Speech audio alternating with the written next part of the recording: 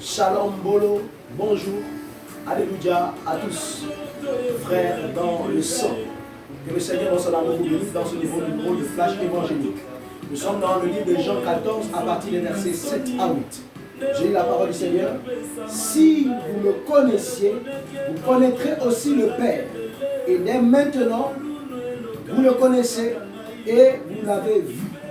Philippe lui dit, Seigneur, montre-nous le Père et cela nous suffit. Bien-aimés dans le Seigneur, nous parlons aujourd'hui de la doublure de Dieu.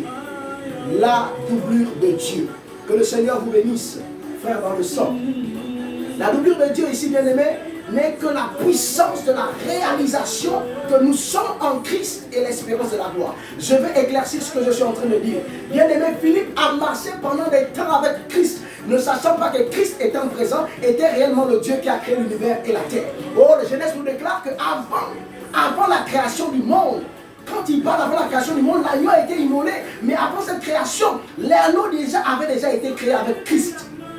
C'est Christ, le Père, le Fils et le Saint-Esprit qui a matérialisé cela. Oh, j'ai envie d'aller dans le livre de Jean 17.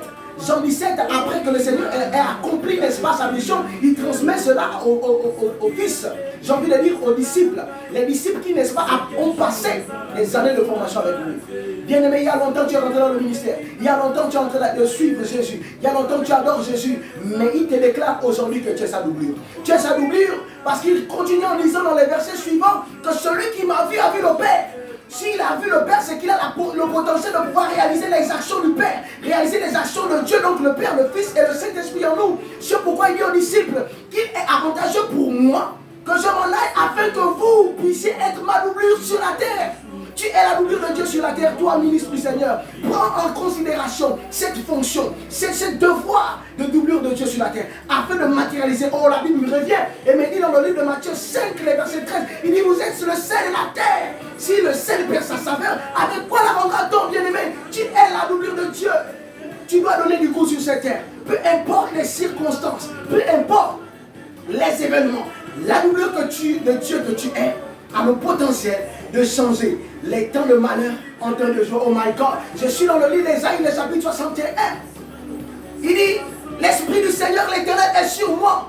Oh, c'est Christ, il parle de la prophétie de Christ, mais Christ en moi l'espérance de la gloire. Cette gloire est manifestée sur la doublure de Dieu sur la terre. Oh my God, dans les livres d'Ésaïe 60, les versets 2, il dit, voici, l'obscurité couvre la terre et les ténèbres les peuples. Mais sur toi, la doublure de Dieu, toi mon frère, dans le sang de Jésus, selon le livre de Romains, le chapitre 3, les versets 23, parce que nous avons reçu le baptême et ce sang nous est donné. Tu as le potentiel de donner la lumière. Sois béni au nom de Jésus-Christ. Amen.